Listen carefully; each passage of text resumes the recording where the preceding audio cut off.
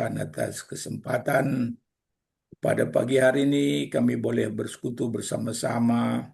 Kami sudah memuji Tuhan, menyembah Tuhan. Terima kasih Tuhan. Kami hendak membaca dan merenungkan firman Tuhan. Kami berdoa supaya Tuhan memberkati kami, menolong kami mengerti firman Tuhan, menerima firman Tuhan. Berikan kami kekuatan untuk melakukan firman Tuhan dalam kehidupan kami tiap-tiap hari. Terima kasih Bapak, terima kasih. Saudara-saudara kami yang biasa bergabung bersama-sama dengan kami, ingatkan mereka segera bergabung dan berikan kemudahan-kemudahan bagi mereka Tuhan untuk boleh bergabung Tuhan. Semua perangkat yang kami pakai Tuhan jaga dan lindungi supaya semua berfungsi dengan baik. Terima kasih Bapa, terpuji termulialah Engkau Tuhan. Di dalam nama Tuhan Yesus kami berdoa. Amin. Tema kita selama 1 bulan ini, kehadiran Kristus memberi semangat baru dalam melayani. Saya bacakan firman Tuhan dari Yakobus pasal 1. Yakobus pasal 1 ayat 2-8 dari terjemahan baru versi 2. Iman dan hikmat. Saudara-saudaraku, anggaplah sebagai kebahagiaan apabila kamu jatuh ke dalam berbagai pencobaan. Sebab kamu tahu bahwa ujian terhadap imanmu itu menghasilkan ketekunan. Biarkanlah ketekunan itu memperoleh buah yang matang, supaya kamu menjadi sempurna dan utuh, serta tidak kekurangan apapun. Namun apabila di antara kamu ada yang kurang berhikmat, hendaklah ia memintanya kepada Allah, yang memberikan kepada semua orang dengan murah hati tanpa mencela, maka hal itu akan diberikan kepadanya. Hendaklah ia memintanya dalam iman, dan sama sekali jangan bimbang, sebab orang yang bimbang seumpama gelombang laut yang diombang-ambingkan kian kemari oleh angin. Orang yang demikian janganlah mengira bahwa ia akan menerima sesuatu dari Tuhan. Orang itu ragu-ragu, tidak punya kepastian dalam hidupnya. Ya, kehadiran Kristus menuntun umatnya dengan kasih setia, sehingga di tengah-tengah pencobaan pun Kristus hadir dengan kasih setianya, mengubah pencobaan itu menjadi ujian yang membawa kepada kemenangan, ketekunan, kesempurnaan, dan utuh, dan tak kekurangan suatu apapun. Luar biasa ya, kalau kemarin Pak Raples Kristus hadir kepada murid-muridnya yang masih ragu-ragu. Ini hari ini kita melihat Kristus hadir memberi semangat baru dalam melayani. Di tengah-tengah pencobaan pun dia hadir. Sehingga pencobaan itu berubah menjadi ujian yang membawa kepada kemenangan, ketekunan, kesempurnaan, dan utuh, dan tak kekurangan suatu apapun. Bagaimana caranya? Yang pertama, dikatakan tadi ayat 2, anggaplah sebagai suatu kebahagiaan apabila kamu jatuh ke dalam berbagai-bagai pencobaan. Wah, bagaimana kita bisa menganggap eh, suatu kebahagiaan kalau kita jatuh dalam berbagai-bagai pencobaan? Kita dapat melakukannya, eh, kita bisa menganggap sebagai suatu kebahagiaan apabila kita jatuh dalam pencobaan karena Kristus hadir. Amin, Bapak Ibu. Bisa didengar suara saya kah? Amin. Makasih, Pak.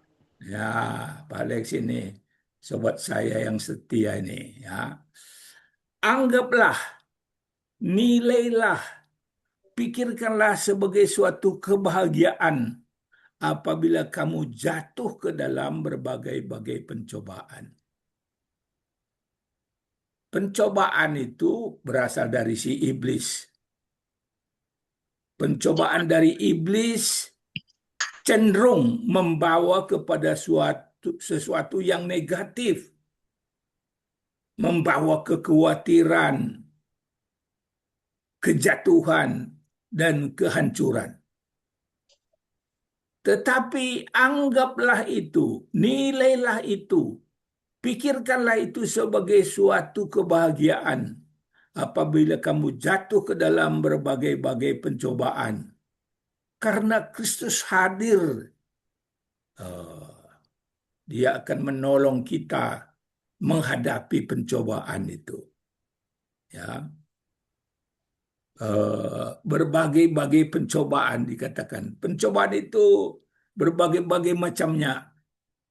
Ada pencobaan ketika kita punya hubungan dekat dengan Tuhan, semuanya serba ada, seperti yang dialami oleh Ayub. Ayub orang yang kaya dikatakan dalam Ayub pasal 1 itu. Oh, dia punya 10 anak, tapi eh, apa dia dicobai oleh iblis, anaknya mati semua, hartanya yang banyak itu habis semua. Nah, ada juga pencobaan ketika kita sedang lapar, tidak punya apa-apa yang dapat dimakan, seperti yang dialami oleh Tuhan Yesus.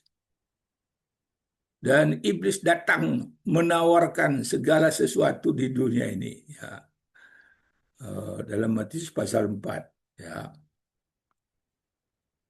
Nah, tetapi anggaplah sebagai suatu kebahagiaan. Nilailah, pikirkanlah sebagai suatu kebahagiaan apabila kamu jatuh ke dalam berbagai-bagai pencobaan. Sebab kamu tahu bahwa, nah yang kedua ini, kehadiran Kristus menyertai umatnya dengan kasih setianya akan mengubah pencobaan itu menjadi sebuah ujian terhadap imanmu yang menghasilkan ketekunan. Wow. Kehadiran Kristus yang menyertai umatnya dengan kasih setianya akan mengubah pencobaan itu menjadi sebuah ujian terhadap iman kita yang akan menghasilkan ketekunan. Eh, Ketika semua harta, semua anak Ayub habis, Ayub berkata, Tuhan yang memberi, Tuhan yang mengambil, terpujilah Tuhan. Wah, itu dapat Ayub lakukan karena kehadiran Tuhan dalam kehidupannya. Sehingga dia kuat menghadapi pencobaan itu.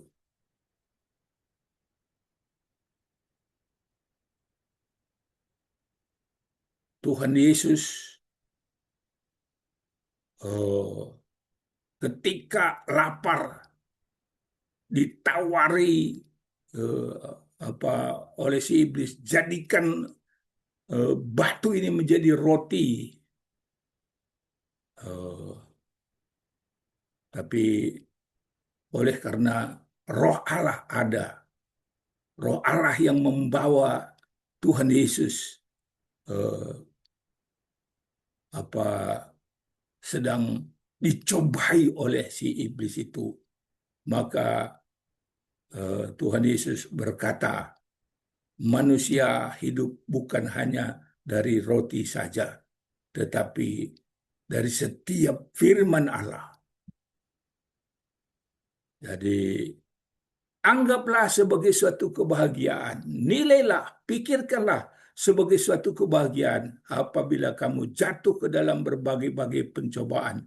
Sebab kamu tahu bahwa kehadiran Kristus menyertai umatnya dengan kasih setianya akan mengubah pencobaan itu menjadi sebuah ujian terhadap imanmu yang menghasilkan ketekunan. Baik Ayub maupun Tuhan Yesus menang atas pencobaan itu. Ya, puji Tuhan. Dan biarkanlah ketekunan itu memperoleh buah yang matang, supaya kamu menjadi sempurna dan utuh dan tak kekurangan suatu apapun. Wow. Biarkanlah ketekunan itu memperoleh buah yang matang, supaya kamu menjadi sempurna dan utuh dan tak kekurangan suatu apapun. Ketika Ayub eh, melewati pencobaan itu, dikuatkan oleh Tuhan, tekun walaupun dituduh oleh teman-temannya, eh, mereka mengatakan pasti engkau ada dosa yang besar, maka semua ini terjadi kepadamu. Tapi dia katakan tidak. Dia tekun. Akhirnya dia dipulihkan. Dalam Ayub 42 itu Tuhan memberikan harta berlipat kali ganda. Anaknya Tuhan berikan lagi 10 orang, 7 laki-laki dan 3 perempuan. Dan anak-anaknya perempuan itu orang yang paling cantik dikatakannya. Jadi biarkanlah ketekunan itu memperoleh buah yang matang, supaya kamu menjadi sempurna dan utuh dan tak kekurangan suatu apapun. Yakobus 1 ayat 4. Nah, yang ketiga yang bisa kita lakukan di tengah-tengah pencobaan itu, tetapi apabila di antara kamu ada yang kekurangan hikmat, hendaklah ia memintakannya kepada Allah, yang memberikan kepada semua orang dengan murah hati dan tidak membangkit-bangkit, maka hal itu akan diberikan kepadanya. Dalam menghadapi pencobaan, berbagai-bagai pencobaan itu, mungkin kita kekurangan hikmat. Maka dikatakan di sini, tetapi apabila di antara kamu ada yang kekurangan hikmat, hendaklah ia memintakannya kepada Allah, yang memberikan kepada semua orang dengan murah hati dan tidak membangkit-bangkit, maka hal itu akan diberikan kepadanya. Wow. Jadi dalam menghadapi pencobaan itu, kalau kita sadar kita kekurangan hikmat, kita bisa minta kepada Tuhan. Hendaklah ia memintakannya kepada Allah, yang memberikan kepada semua orang dengan murah hati dan tidak membangkit-bangkit, maka hal itu akan diberikan kepadanya. Puji Tuhan. Tuhan kita hadir. Dia memberikan hikmat kepada kita mengatasi pencobaan-pencobaan itu. Sehingga kita menang, menang, menang atas pencobaan-pencobaan itu. Kadangkala di tengah-tengah pencobaan itu kita menjadi bingung. Kita tidak tahu lagi apa yang harus kita buat. Semuanya nampaknya buntu. Tidak tahu lagi arah hidup ini. Ya. Tetapi ada jalan yang tidak buntu, yaitu memandang ke atas. Meminta kepada Tuhan Allah hikmat supaya kita menganggap sebagai suatu kebahagiaan apabila kita jatuh dalam berbagai-bagai pencobaan. Kehadiran Kristus, kehadiran Allah dengan kasih setianya menuntun umatnya sehingga pencobaan itu diubah Allah menjadi ujian terhadap iman kita yang menghasilkan ketekunan. Ya, puji Tuhan. Hendaklah ia memintanya dalam iman dan sama sekali jangan bimbang. Sebab orang yang bimbang sama dengan gelombang laut yang diombang-ambingkan kian kemari. Orang yang bimbang demikian, jangan mengira bahwa ia akan menerima sesuatu dari Tuhan. Sebab orang yang mendua hati tidak akan tenang dalam hidupnya. Ya, Yakobus pasal 1 ayat 7 sampai 8.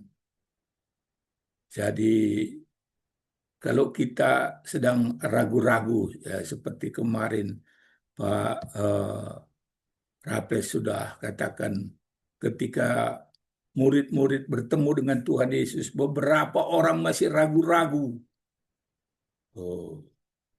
Tapi kehadiran Kristus menjadi menguatkan mereka, sehingga mereka bisa tenang, bisa menang dalam kehidupannya.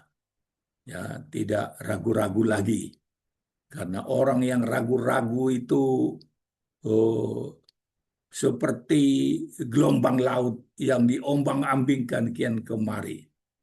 Orang yang ragu-ragu itu mendua hati, tidak akan tenang dalam hidupnya.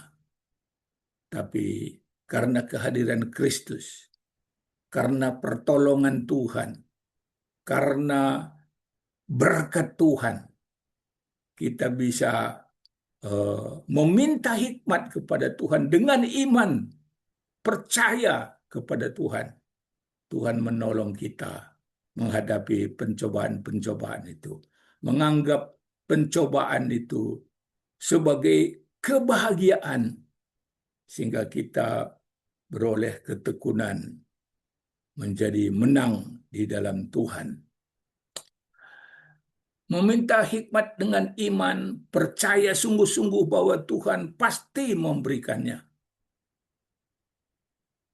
Pada waktu kami berada di Sambuanga, Filipina Selatan, kami dapat ancaman 4 kali dari orang yang tidak senang pemberitaan firman Tuhan. Ya, dari Abu Sayyaf. Ya. Akhirnya penyiar radio kami ditembak mati. Dan kami bingung mau berbuat apa. Tapi setelah berdoa bersama dengan keluarga Pendeta Salomo Bangun, kami sepakat bahwa kami harus pergi dari Sambuanga. Nah, bagaimana 10 orang harus terbang ke Metro Manila? Perlu ongkos yang cukup besar. Kami berdoa dengan iman. Puji Tuhan, Tuhan menjawab tepat pada waktunya. Ada berkat Tuhan masuk. Nah, sebenarnya perlu clearance 45 hari. Baru bisa diambil uang itu. Tetapi ada teman kami, kepala Far East Bank, yang menjamin uang itu langsung dapat diambil. Dan kami bisa membeli tiket untuk 10 orang. Kami sekeluarga 6 orang dengan 4 orang anak. Pak Salomo Bangun, mereka 4 orang, 10 orang. Cukup besar biayanya, tiketnya. Tapi puji Tuhan, pas pada waktu itu ada berkat Tuhan masuk. Sehingga kami bisa lari dari Sambuanga. Ya, keluarga Salomo Bangun pulang ke Indonesia. Kami masih bertahan 7 tahun lagi di Metro Manila. Dan puji Tuhan, kami bisa menjangkau suku Bajau di Batangas. Waktu itu masih 5 jam dari Metro Manila. Tapi sekarang 2 jam lebih sudah bisa dijangkau karena ada tol. Puji Tuhan. Pelayanan itu kemudian diteruskan oleh Ibu Kencanawati. Doakan Ibu Kencanawati, Bapak Ibu. Dia lagi kena stroke ringan. Ya, dia lagi dalam pemulihan di Batu Malang. Supaya dia dijamah Tuhan, disembuhkan Tuhan, sehingga dia bisa melanjutkan lagi pelayanan di Filipina itu, di antara orang Bajau itu. Yang kami mulai tahun 94. Ya, puji Tuhan. Sudah berdiri gereja di sana. Ya, dulu kami sebut Born Again Bajau Church. Sekarang mereka ubah menjadi Nur Cahaya, Perhimpunan Sin Almasihin. Sebagai kesimpulan, Bapak Ibu, anggaplah sebagai suatu kebahagiaan apabila kita jatuh ke dalam berbagai pencobaan, karena kehadiran Kristus menuntun kita, menolong kita umatnya dengan kasih setia, sehingga pencobaan itu dapat berubah menjadi ujian yang menghasilkan ketekunan. Dan biarkanlah ketekunan itu menjadi matang, sehingga kita menjadi sempurna dan utuh dan tak kekurangan sesuatu apapun. Amin. Mari kita berdoa.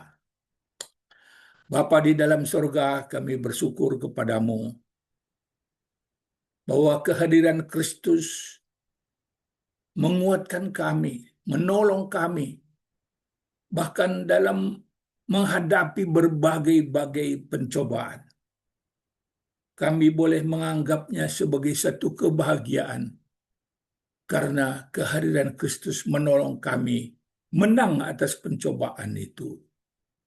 Pencobaan itu diubah menjadi ujian yang mendatangkan ketekunan, dan kami dicukupkan dalam segala sesuatu, tidak kekurangan sesuatu apapun. Kami utuh. Oh Tuhan, kami bersyukur kepadamu. Kehadiran-Mu luar biasa, Tuhan, menolong kami, menjaga, melindungi kami. Dan kalau kami ingat peristiwa yang kami hadapi di Filipina Selatan itu, kami mengaku, Tuhan, kami takut. Tapi Terima kasih kehadiran Tuhan menjaga, melindungi kami. Tuhan memberkati kami. Tuhan mencukupkan apa yang kami perlukan. Oh Tuhan, kami bersyukur kepada-Mu Bapa. Sampai saat ini Tuhan memelihara kami. Tuhan menjaga, melindungi kami. Terima kasih Tuhan.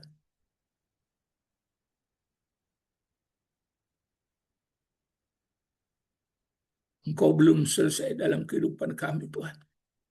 Kau punya rencana yang lebih agung, lebih mulia daripada yang kami pikirkan. Terima kasih. Ayub Tuhan pulihkan. Sehingga sekalipun dia kehilangan harta, kehilangan semua anak-anaknya, tapi Tuhan kembalikan berlipat kali ganda. Terima kasih Tuhan, terima kasih. Kehadiran Tuhan menguatkan Ayub, memberikan ketekunan. Dan Tuhan memberkati dia begitu rupa. Terima kasih Bapak, terima kasih. Kami bersyukur, kami boleh menganggap sebagai kebahagiaan apabila kami menghadapi berbagai-bagai pencobaan.